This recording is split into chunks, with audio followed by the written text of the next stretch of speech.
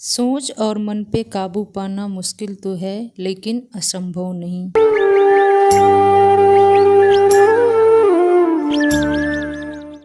Hello hello friends, good morning, welcome to my new blog. और बताइए आप सब लोग कैसे हैं। आई होप कि सब अच्छे होंगे, मैं भी ठीक हूँ। फ्रेंड्स, आज मॉर्निंग में बहुत जल्दी मेरी नींद खुल गई थी। आई थिंक 5:15 बजे के आसपास में। तो उठने के बाद अपना मॉर्निंग का झाड़ू की हूँ, फिर फ्रेश होने गई हूँ, गुनगुना पानी पी हूँ। उसके बाद तब तक पतिदेव जी भी उठ गए हैं, तो फिर बोले कि जल्दी से चाय बना तो पी लिया जाए। तो मैं किचन में चाय बना रही थी और चाय बनाते बनाते बस मन में यही ख्याल आ रहा था कि फ्रेंड्स, अगर कोई भी चीज़ ठान लिया जाए ना तो उसे किया जा सकता है। भले ही कुछ दिन टाइम लगे उसको पूरा होने में, और टाइम लगते लगते कभी कभी निराश भी मन हो जाता है, लेकिन कोई बात नहीं। अगर अंदर की दृढ़ इच्छा शक्ति मजबूत हो ना तो इंसान कुछ भी ठान के कुछ भी पूरा कर सकता है। कोई भी सपना ऐसा नहीं है जिसे पूरा नहीं किया जा सकता है। और सपने तो मन में देखना बहुत ज़रूरी है। सपने नींद में भी आते हैं, खुली आंखों से भी देखे जा सकते हैं, लेकिन जो सपने खुली आंखों से देखा जाता है उन्हें पूरा करने के लिए बहुत कठिन परिश्रम करना पड़ता है। बट क्या किया जाए, करना ही पड़ेगा। अगर हिम्मत हार के बैठ जाया जाए तो उससे कुछ नहीं होने वाला है। और धीरे धीरे अगर अपने मंजिल की ओर बढ़ते रहेंगे तो मेरा मानना है कि एक न एक दिन सफलता ज़रूर मिलेगी। और क्यों नहीं मिलेगी फ्रेंड्स। हर दुख के बाद सुख आता है, हर छाँव के बाद धूप आता है, और हर धूप के बाद छाँव आता है। ये कहावत आप लोगों ने सुनी होगी। तो जब समय ख़राब रहता है ना तो दुख भी आता है, जब समय अच्छा रहता है तो सुख भी आता है। तो ठीक उसी तरह सफलता और असफलता की बात होती है। असफलता के बाद ही सफलता मिलती है, और सफलता पाने के लिए बहुत मेहनत करनी पड़ती है। कभी कभी तो ऐसा होता है कि काफ़ी ऊंचाई पे चढ़ जाने के बाद इंसान नीचे भी गिर जाता है, लेकिन उस वक्त अपने आप को थोड़ा सा धैर्य बनाए रखना होगा, जिससे कि आगे की मंजिल तक फिर से चला जा सके, या दौड़ा जा सके, या पहुंचा जा सके, जो भी आप लोग समझ लीजिए।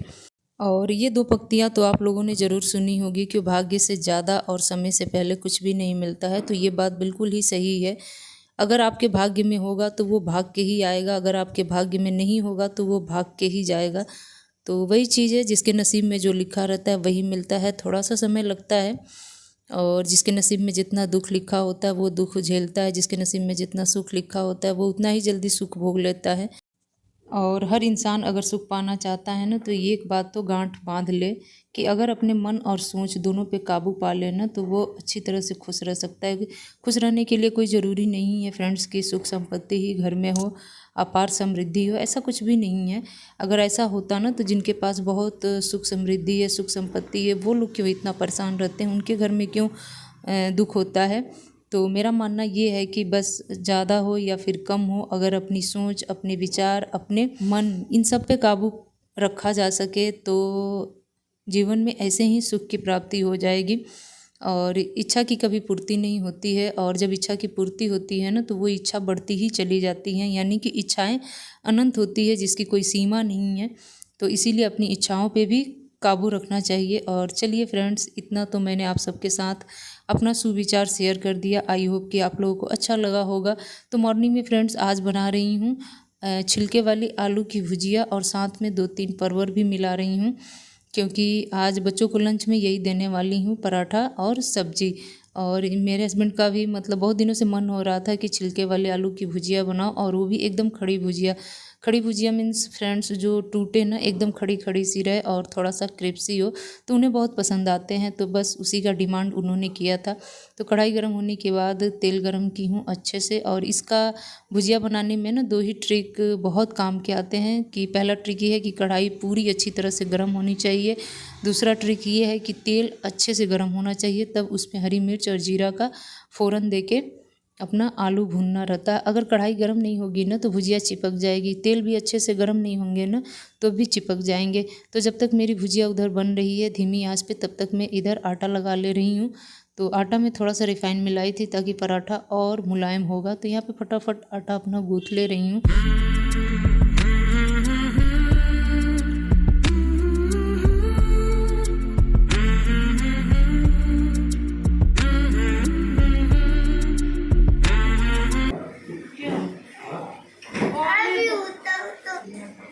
बन रहा था ना उनकी बाबू मेरा सोया है। फिर ऐसे गुस्से में क्यों बोले थे?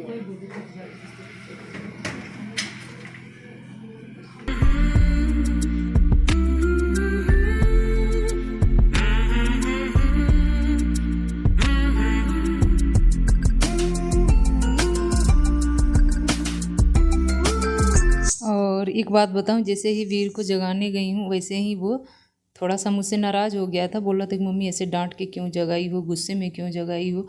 तो आजकल के बच्चे भी ना अजीब है, थोड़ा सा टाइट होके बात करो ना तो वो भी नाराज़ हो जाते हैं।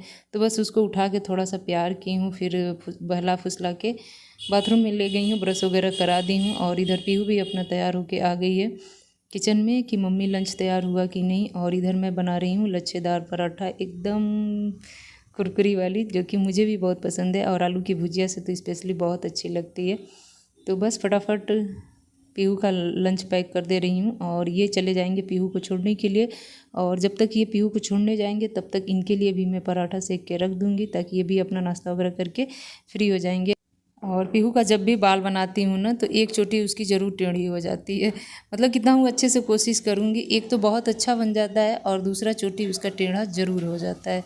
तो बस वही मुझे दिखा रही थी। और उसके बाद फिर हस्बैंड जी को भी नाश्ता वगैरह करा दी हूँ, वो चले गए हैं ड्यूटी।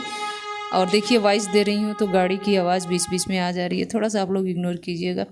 और उसके बाद फिर से अपने काम में लग जाती हूँ, मतलब बिल्कुल ही टाइम बर्बाद नहीं करती हूँ। फटाफट आई हूँ किचन में, बेलन, परात, तावा, चिमटा, चाय वाले बर्तन वो सब धुल के फटाफट अपना मतलब किनारे कर दी हूँ। और किचन भी थोड़ा बहुत साफ़ सुथरा कर दी हूँ। उसके बाद आ गई हूँ बेडरूम वाले कमरे में, क्योंकि सबसे बड़ा काम होता है बेडरूम सही करना, जहाँ कि हम सब लोग सोते हैं। तो आजकल सब लोग साथ ही में सो रहे हैं, इसीलिए एक और सिंगल बेड की चौकी लगा रखी हूँ इसमें, आप लोग देख भी रहे हैं। तो पहले तो ओढ़ने वाले चादर जितने भी हैं उन सबको फोल्ड करके अच्छे से समेट देती हूँ, फिर बेडशीट को झटक के अच्छे से बिछा देती हूँ। और कल ही बेडशीट चेंज की थी, तो अभी 1-2 दिन जाएगा। और आजकल इतनी जल्दी जल्दी बेडशीट गंदे हो रहे हैं ना कि 3 से 4, 4 से 5वें दिन तो चल ही नहीं रहे हैं।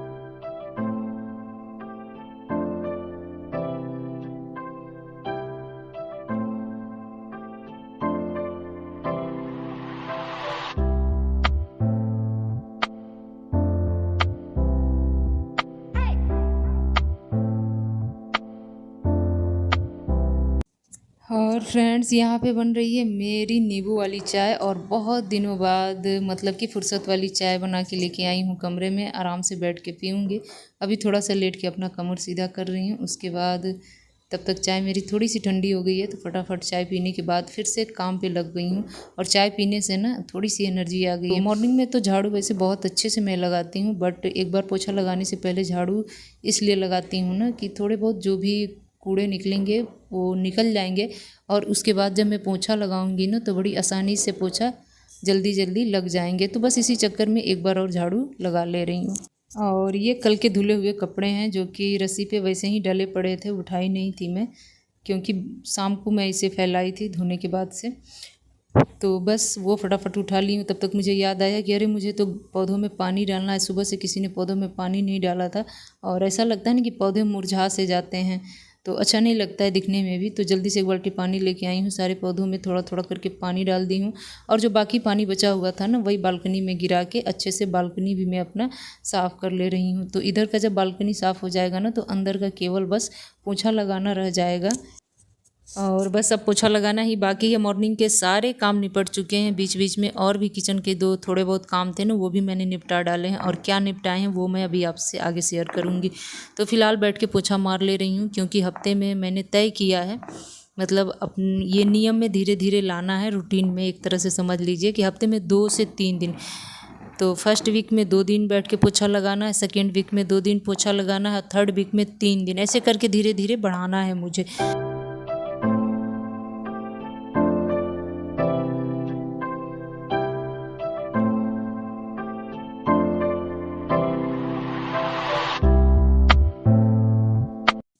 और अब आ गई हूँ सीधे नहा के बालकनी में। तो ये सारे कपड़े हाथ से धुली हूँ, और आजकल ये भी रूटीन में ला रही हूँ धीरे धीरे, कि हफ्ते में बस एक ही दिन मशीन लगाना है जब बेडशीट वगैरह डबल बेड के गंदे हों। तो इधर देखिए मैं क्या शेयर कर रही हूँ, आपको दिखा रही हूँ कढ़ी। और आज मैं बनाई हूँ कढ़ी बीच में नहाने से पहले, और उसके बाद फिर यहाँ पे पूजा पाठ अपना सब कुछ कर ले रही हूँ। तो फ्रेंड्स आज की बात विचार कैसा लगा, आज का ब्लॉग कैसा लगा, आप लोग कमेंट करके ज़रूर बताइएगा। तो चलिए इसी के साथ वीडियो का एंड भी करती हूँ। आई होप कि आज की वीडियो अच्छी लगी होगी। और वीडियो ख़त्म करते करते देखिए 9 बजने में 10 मिनट का समय है अभी। तो चलिए मिलते हैं आपसे नेक्स्ट वीडियो में, तब तक के लिए bye bye friends, good night, take care.